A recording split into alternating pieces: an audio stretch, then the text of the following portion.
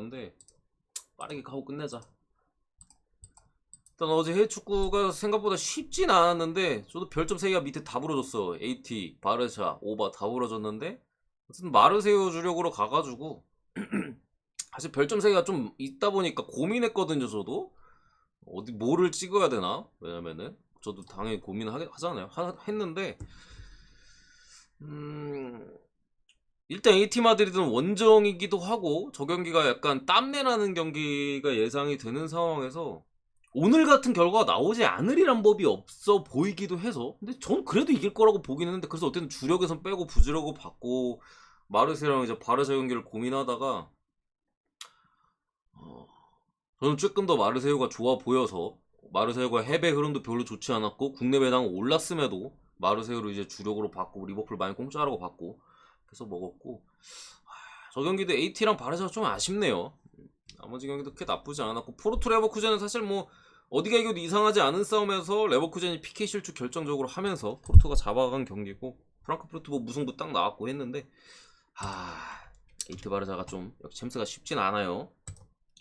또 오늘 다시 이제 해외 축구도 있고 일단은 뭐 국내 축구래 오후 축구로 먼저 먹고 가시죠. 먼저 먹고 갈 텐데 분석 한번 빠르게 진행할게요. 분석하느라 바쁘니까 해축이고 물부고. 자, 바이르민이 대단한 게 아니라 그 풀젠이 대단한 것 같은데 풀젠이?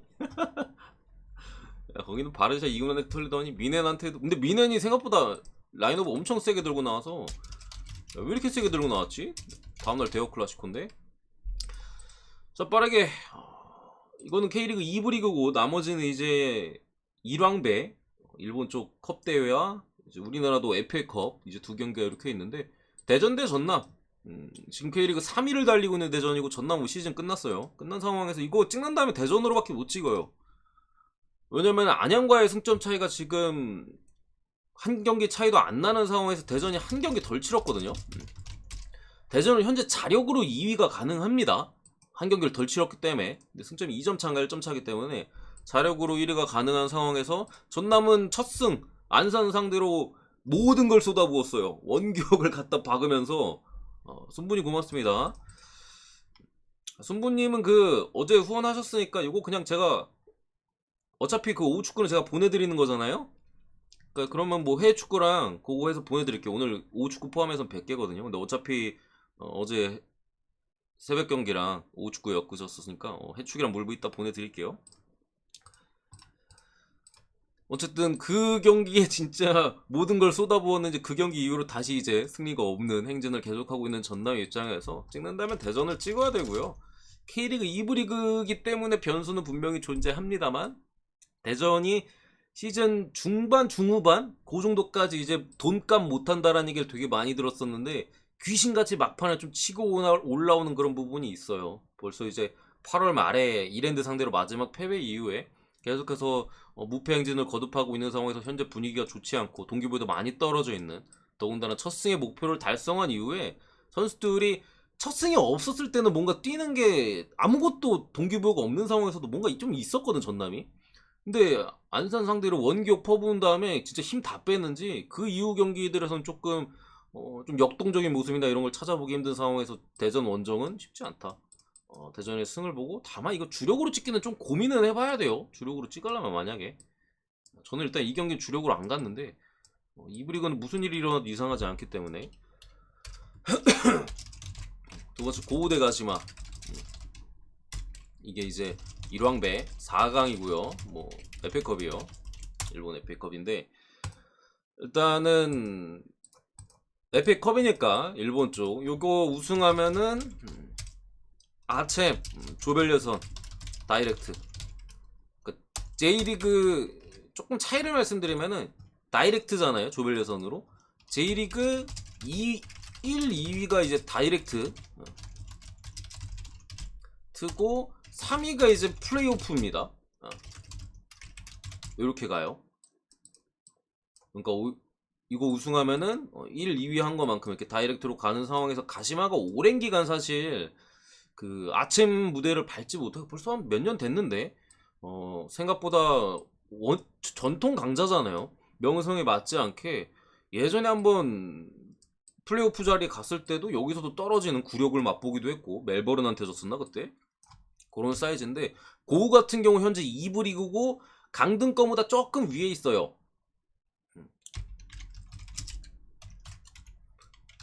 2부 리그고 현재 순위 자체는 강등권 살짝 위이긴 합니다만 승점 차이가 좀 많이 벌어져 있는 상황에서 경기가 3경기밖에 안 남아가지고 현실적으로 남은 경기에서 뭐 무 정도 캐주고 한 번 정도만 이기면 이제 잔류가 되는 상황에서 지난 이제 1왕배 일정에서는 고우가 이런 상황이 있었기 때문에 현재는 물론 안정권이긴 합니다만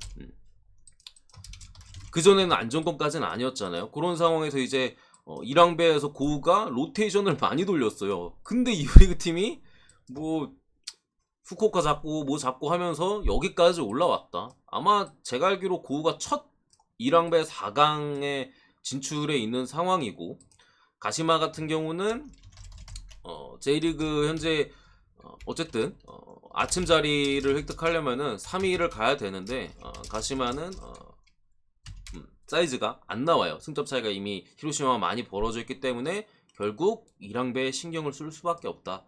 감독 교체가 가시마 어쨌든 들어간 부분에 있어서 여러 전술들을 좀 실험하고 있는데 뭐 특별히 솔직히 뭔가 나오고 있는 것들은 없어요. 가시마가 내용적으로 공격 쪽에서도 이제 스즈키 유마의 파트너에 있어서 계속된 고민이 있는데 근데 유마 자체도 솔직히 계속해서 좀 부진하고 옆에 뭐 용병들이나 국내 자원들 뭐 계속해서 돌려 쓰고 있는데 아직까지 뭐 해답이 없으니까 가시마가 리그에서도 계속 고전하고 있겠죠.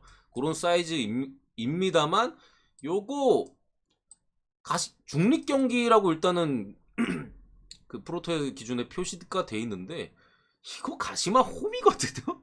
구장이 가시마 홈인데 원정에다 갖다 놨어. 이 새끼들 왜 이렇게 나냐?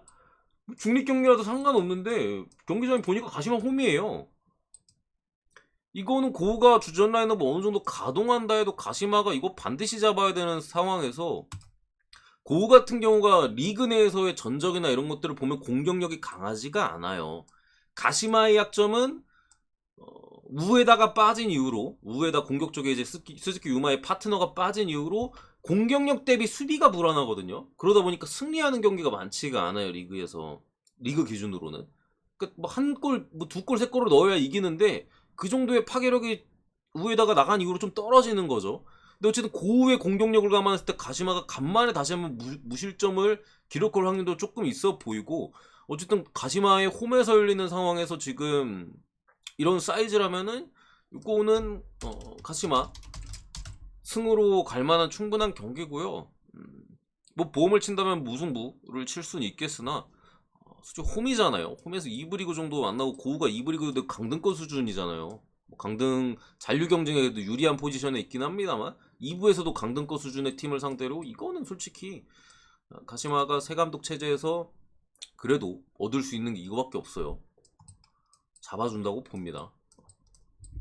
이거 왜 가시마 원정에다 갖다 놨냐. 홈인데 중립경기 표시가 돼 있고 좀 신기해. 교토 상간 대 산푸이로 이것도 1왕배고요 4강입니다. 일단 교토 상가가 어디 자꾸 올라왔지 저번에? 가물가물하네. 아무튼 어디 상대로 뭐 자꾸 올라왔고 2부 리그였는데 2부 리그였는데 기억이 안 나네. 그때 교토를 제가 갔던 것 같거든요. 그때 교토 갔었죠 저희. 교토 가서 먹었었나? 뭐 그랬던 것 같은데 어쨌든 2부 팀 도쿄 베르데인가? 도쿄 베르데? 뭐 거기였던 것 같아요. 거기랑 붙고 이제 2대1인가로 이기고 올라왔고 히로시마 같은 경우에는 통안에 살짝 올려도 괜찮아요. 레민 살짝 올려도 괜찮고 어쨌든 세레소 오사카 이때 세레소 프렘 막 풀렸는데 히로시마가 80몇 분에 한 골 받고 추가 시간에 한 골 박으면서 진짜 말도 안 되는 극장으로 여기까지 올라온 상황이고요. 일단은 교토 상가 같은 경우 강등 레이스 중이에요. 직전 경기에서 승리를 거두면서 그래도 13위인가 지금 올라와 있는데 이게 J리그 제가 지난 경기 분석할 때도 말씀드렸지만 13위 언저리부터 강등권까지는 거의 승점 차가 안 나요. 강등권과 2점 차입니다. 2점 차. 그런 상황이고 히로시마 같은 경우에 이제 3위 자리 아침 진출권 정도는 이제 쥐고 있는 일단 포지션을 가지고 있는데, 어쨌든 히로시마는 지금 리그에서는 사실 우승을 요코하마가 좀 가져가는 분위기고, 이제 히로시마가 가와사키와 이제 2위 싸움을 좀 벌이고 있는 형국입니다만, 히로시마가 지금 리그컵에도 지금 이거 결승이죠. 결승 올라왔지. 아 이거 왜 헷갈리지? 결승인가? 확실하지 않으니까. 아 이걸 헷갈리면 안 되는데. 리그컵과 1왕배 더블을 노리고 있어요 지금 히로시마가. 더블을 노리고 있는 상황에서 히로시마도 올 시즌에 새 외국인 감독 체제에서 지금 일정을 가져가고 있는데, 히로시마의 같은 경우는 이게 새 감독이 오다 보니까 욕심이 있는지 로테이션을 일단 많이 안 돌려요 이 새끼들. 저는 그 부분이 솔직히 불안해가지고 지난 8강전에서 세르 소사카 프렌을 강하게 봤던 것도 있는데, 야 로테이션을 안 돌리는데 꾸역꾸역 좀 잘 해주고 있어요. 물론 최근 같은 경우는 로테이션이 좀 덜 들어가다 보니까 전방에 이제 용병 쪽에서의 파괴력이 좀 줄어드는 부분이 있습니다만, 뭐 국내 자원들이 그에 못지않은 몫을 해주면서 아직까지 잘 해주고 있고, 어쨌든 요런 상황에서 이거 교토는 베스트 11 내기 힘들어요. 히로시마는 무조건 베스트 11이거든요. 컵 대회 그냥 히로시마는 계속 주전 나와요. 얘는 무슨 그 예선전부터 주전 내보내는 거 보니까 아예 진심인 상황에서 지금 더블까지 상황 온 마당에 요거 반드시 잡고 가려고 할 거고, 교토상가 같은 경우는 현재 이런 상황에 처해 있다 보니까, 더군다나 교토는 지금까지 1랑배나 뭐 리그컵 진작에 떨어졌지만 주전을 쓴 적이 없어요. 교토는 주전을 쓴 적이 없어. 계속 뭐 벤치 멤버나 로테이션 멤버를 가동해서 여기까지 온 거고, 지금도 이 상황이기 때문에 이거 히로시마 상대로 주전 내는 건 너무 무모해요. 교토상가가 제 생각에 1.5군 내지 2군이 나온다면은 이거 히로시마 1.6배당은 상당히 좀 메리트가 그래도 있어 보인다. 이거 배당이 왜 이렇게 높게 줬는지 모르겠는데, 교토 경기 던질 거거든요. 약간 던지는 느낌으로 계속 던졌는데 올라왔어요 어떻게. 이게 1왕배가 사실 그래요. 약간 대회 자체가. 어쨌든 그런 부분을 감안했을 때 히로시마의 무난한 승리 봅니다. 결승 가시마 대 히로시마. 딱 매치업 느낌 좋잖아요. 그 언제 3위 언저리 팀들끼리. 어디 그 결승은 상당히 매치가 히로시마 대 가시마가 되면 어렵다고 보는데, 4강 자체는 이건 먹어줘야 된다. 4경기 울산 대 전북. 이것도 FA컵 4강이고요. 공교롭게도 다음 경기도 울산 대 전북이에요. 이 경기 다음에 K리그 동시에 만나요. 동시에 연짝으로 만납니다. 연짝으로. 두 경기의 약간의 차이점 같은 경우는 아마노, 울산의 이제 2선 자원의 핵심인 아마노 같은 경우가 요 경기는 못 나오고요. 요 경기 오늘 경기 나옵니다. 요런 뭐 차이는 조금 있습니다만, 어쨌든 상당히 또 중요한 상황에서 두 경기 다 엄청 중요하기 때문에 결국 감독의 수싸움 이런 것들이 좀 들어갈 가능성이 높은 가운데, 제가 홍명보 감독이라면요 포커스는 여기 맞출 가능성이 저는 더 높다고 생각합니다. 울산의 FA컵? 애초에 울산은 사실 FA컵과 인연이 그렇게 많지는 않아요. 항상 뭐 4강까지 올라오고 하는데 우승은 의외로 많이 못했어요. 울산이 생각보다는. 그런 상황에서 전북을 상대로 드디어 K리그의 왕자를 탈환할 수 있는 올 시즌의 찬스를 맞이하고 있는데, 이렇게 연장 매치는 사실 전술적인 포인트가 상당히 중요하거든요. 감독들의 수싸움이나 좀 전에 말씀드렸던 것처럼.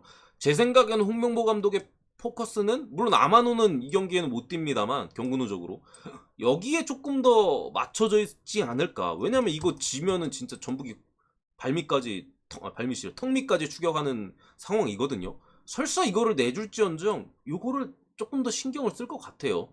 어쨌든 전술 수싸움이 들어가는 상황에서 여기에 조금 더 우리가 확실히 지지 않거나 잡을 만한 것들을 가져오고 약간 살을 주고 뼈를 취하는 그런 느낌으로 갈 수도 있겠다 싶어서, 이거는 전북이 최근에 어쨌든 바로우나 뭐 한교원 같은 측면 쪽의 자원들이 상당히 많이 좀 살아난 부분도 있고 해서, 공격적으로도 지난 포항전을 봤을 때 포항을 상대로 그 정도로 강하게 몰아붙일 정도였다면은 전북 프렌 혹은 다득점의 가능성으로 좀 접근하는 게 어떨까 이렇게 생각합니다.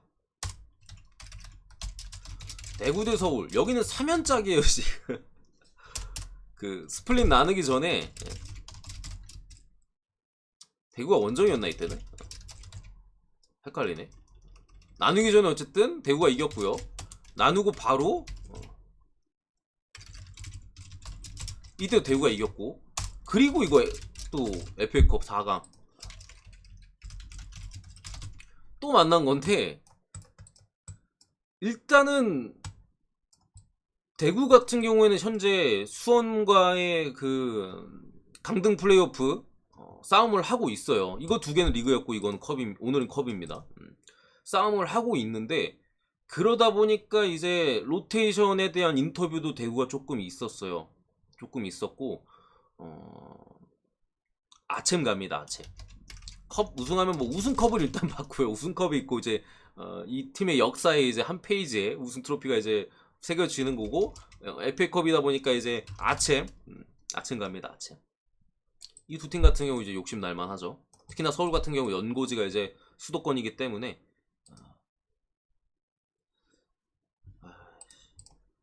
저런 거는 뭐야? 바로 삭제됐네.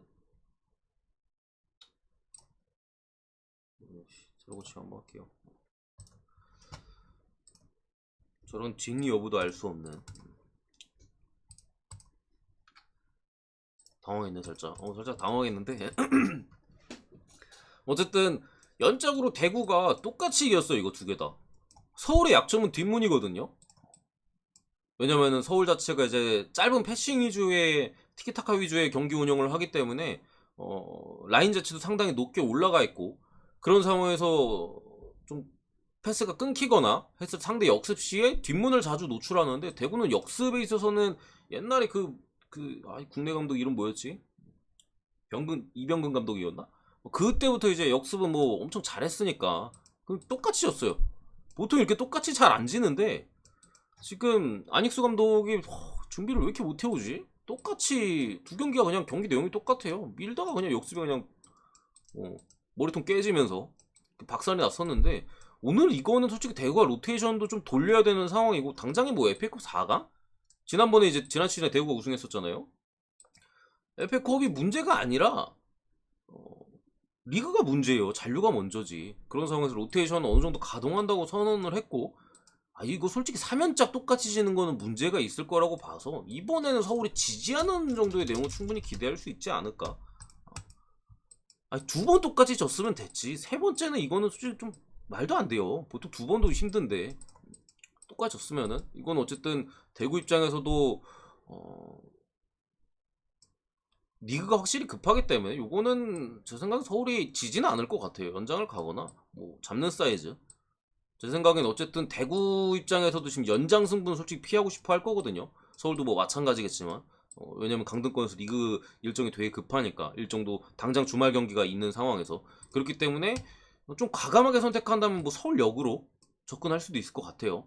왜냐면 무승부를 좀 배제한다는 느낌으로다가 그런 부분 감안했을 때 이것도 약간 다득점의 느낌이 있긴 한데, 뭐 오버의 배당 메리트보다는 전 역배의 메리트가 조금 더 있는 경기가 아닐까 이렇게 생각합니다. 마무리 이 정도로